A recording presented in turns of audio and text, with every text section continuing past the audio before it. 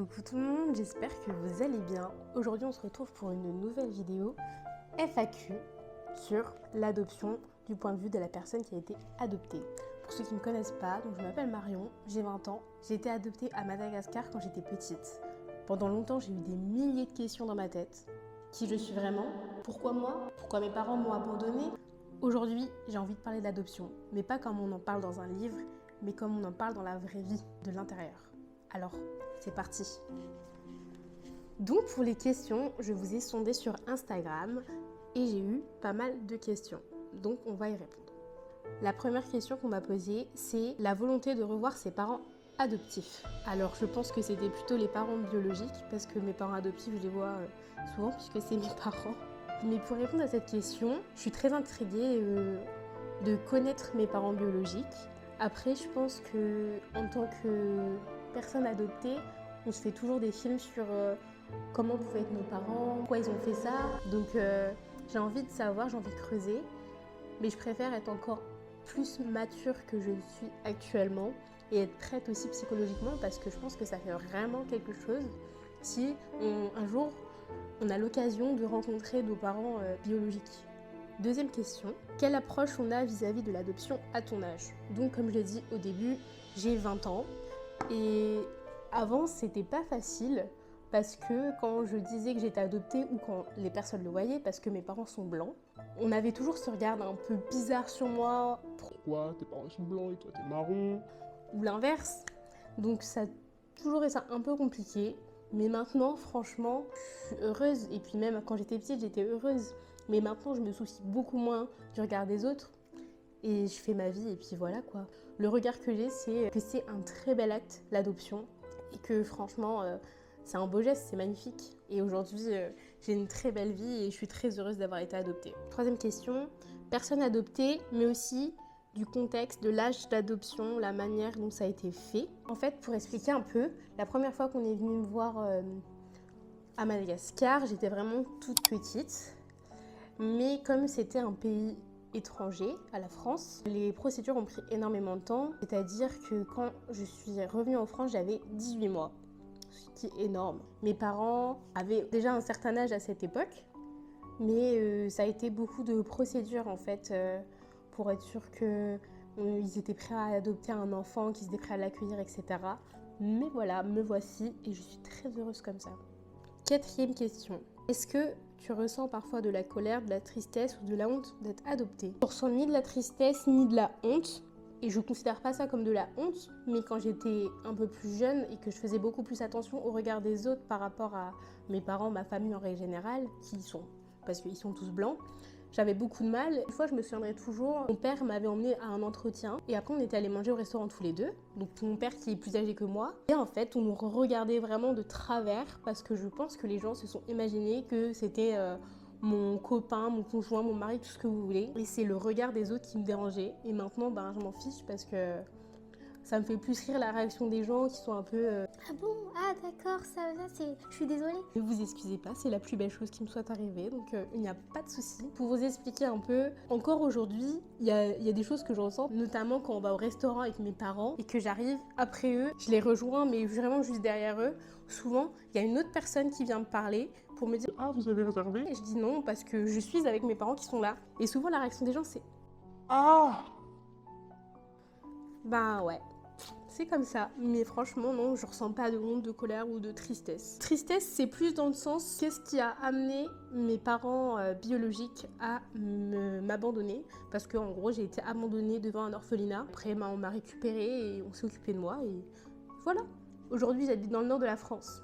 Pas le même climat que Madagascar, mais bon, ça me va aussi. Prochaine question, est-ce que tu as parfois peur d'être abandonnée? Je sais que mes parents qui m'ont adoptée ne m'abandonneront jamais parce qu'ils m'aiment. Par contre, c'est plus vis-à-vis des autres personnes que je rencontre en amitié ou en amour où je peux avoir cette peur d'être abandonnée parce que parfois je me sens pas légitime d'avoir tout ce que j'ai ou d'avoir l'amour des autres. Comment tu as surmonté le sentiment de ne pas être comme tout le monde? Comme tout le monde, je suis comme tout le monde. Je suis un humain. Ah oui, à part ma couleur de peau, je suis comme vous. Je ne me sens pas différente Mis à part ma couleur de peau, aujourd'hui, ça va beaucoup mieux. Il y a eu une période où effectivement c'était compliqué parce que j'ai été dans des écoles à chaque fois privées et il y avait la quasi-totalité où c'était des personnes blanches. J'avais mon groupe d'amis donc il n'y avait pas de souci, hein, j'étais pas toute seule, mais c'est jamais facile. Maintenant ça va beaucoup mieux, je m'en fiche complètement. Est-ce que tu caches ton adoption aux autres? Non, je ne cache pas mon adoption aux autres, après je le crie pas sur tous les toits et puis je le dis pas à n'importe qui.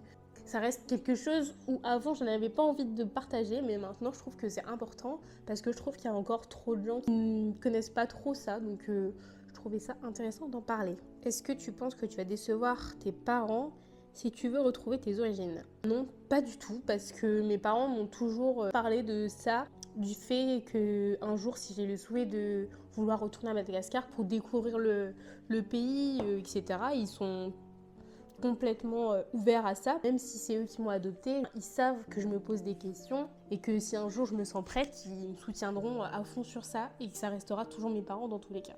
Qu'est-ce que tu ferais si tes parents biologiques ne veulent pas te revoir? Si je retrouve mes parents biologiques, ça serait extraordinaire parce que Madagascar, c'est un pays très pauvre où il y avait encore beaucoup de mariages forcés avec des enfants. Il est très très très fort probable que ma mère biologique était très jeune quand elle m'a eue. Pour moi, c'est la raison que j'ai toujours entendue et que je me suis toujours donnée sur le fait qu'elle m'ait abandonnée pour que j'ai une meilleure vie. Donc si mes parents biologiques ne veulent pas me voir, en soi, je peux comprendre. Et puis je pense déjà qu'ils ne me reconnaîtraient pas. On ne peut pas forcer quelqu'un à parler ou discuter ou à voir une personne si elle n'a pas envie. Comment tu gères le mélange de deux cultures, deux histoires de famille? Culture, famille, histoire. J'ai mon histoire passée effectivement avant d'être adoptée, mais j'ai aucun souvenir parce que j'étais toute petite. Pour la culture, j'ai la culture française. J'ai toujours vécu en France. Je connais absolument rien de la culture malgache. Je m'y intéresse, mais ma culture dans mon cœur, ça sera toujours la culture française. Et de famille, je connais que ma famille adoptive. Pour l'instant, j'ai pas ce questionnement de comment gérer ça. Est-ce que tu te sens vraiment entière quand tu ne connais pas toute ton histoire? Oui, je me sens entière parce que je me suis construite de cette façon. J'ai toujours eu des choses que je ne connaissais pas, des choses où j'ai jamais eu de réponse et depuis petite, j'ai grandi comme ça. Alors oui, je me sens entière, je me suis construite. Est-ce que tu es reconnaissante d'avoir été adoptée? Oui. Oui, oui, oui. 1000 fois oui. Comme je vous l'ai dit un peu plus tôt, Madagascar, c'est un pays vraiment très pauvre et je pense que si j'étais restée là-bas, actuellement, je serais peut-être déjà mariée et j'aurais peut-être déjà des enfants. Alors oui, je regrette pas du tout. C'est une bénédiction pour moi. Pourquoi tes parents biologiques t'ont laissé? Comme dit également précédemment, je ne connais pas vraiment l'histoire. Tout ce que j'ai entendu et pour moi, c'est que ma mère biologique était beaucoup trop jeune et peut-être qu'elle avait déjà beaucoup trop d'enfants à sa charge et qu'elle pouvait pas en assumer un de plus. Donc elle a préféré me laisser une chance en me laissant devant un orphelinat. Et c'est aussi ça qui est beau, c'est qu'elle m'a pas juste laissé abandonner comme ça, elle m'a laissé vraiment près d'un lieu où j'allais être pris en charge et c'est ce qui a été le cas, sinon je ne vous parlerai pas de ça aujourd'hui. Comment tu réagis quand les gens te posent des questions gênantes sur ton adoption? Je ne sais pas ce que voulait dire le mot gênant. Après, les gens, en règle générale, ceux qui ne me connaissent pas, à chaque fois qu'ils me posent des questions sur mon adoption, ils sont là à dire « Ah, j'espère que ça te dérange pas. » Et je peux comprendre, je pense que certaines personnes qui ont été adoptées, ils veulent pas en parler parce que ça dépend des contextes, ça dépend de l'âge. Moi, j'étais toute petite, j'ai aucun problème à en parler. Au contraire, je suis contente d'en parler parce que c'est un sujet important aussi, ça fait partie de ma vie, ça fait partie de moi. Puis, si les gens ils veulent se cultiver, mais bien grand leur face, et c'est très bien, continuez. Est-ce que tu arrives à parler d'adoption avec tes parents sans avoir de malaise? Bien évidemment. Avant, en tout cas, c'était souvent eux plutôt qui abordaient la discussion, qui me posaient des questions et qui voulaient savoir si moi j'avais des questions par rapport à l'adoption, mes origines, mon passé. J'ai jamais trop posé de questions. Aujourd'hui, je m'en pose quand même pas mal sur mon passé, mes origines, et puis j'aimerais bien avoir un peu d'informations sur ma génétique, etc. Je vais voir comment je peux avoir ce genre d'informations. Aussi, ce qui est cool, c'est que j'ai encore contact avec la personne qui s'occupait de moi quand j'étais toute petite. Alors ça, c'est vraiment extraordinaire. J'ai des nouvelles de Madagascar, mais j'ai aussi des nouvelles des personnes qu'elle pouvait garder aussi en même temps que moi. Fin de la FAQ, je voulais vous parler d'autres choses. J'ai pu rencontrer plusieurs personnes dans ma vie qui ont été adoptées, des personnes de pays étrangers, des personnes qui ont été adoptées en France. Chacun a son histoire, mais n'hésitez pas à poser des questions. Si vous voyez que les gens sont à l'aise en face, mais n'hésitez pas. Si la personne elle veut vous raconter son histoire, c'est super. C'est vraiment super intéressant l'adoption. C'est pas une honte, ça fait ressentir plein de choses, mais c'est ok et puis on est toujours entouré, y a pas de souci. Mon histoire, elle s'est bien déroulée. J'imagine que pour d'autres personnes, c'est moins facile. En tout cas, pour moi, j'ai eu une belle vie et avoir été adoptée, c'est, comme je l'ai dit tout à l'heure, c'est une bénédiction. J'espère que la vidéo vous aura plu. N'hésitez pas à liker et commenter, à me faire des suggestions, comme toujours. Et à la prochaine fois pour une nouvelle vidéo.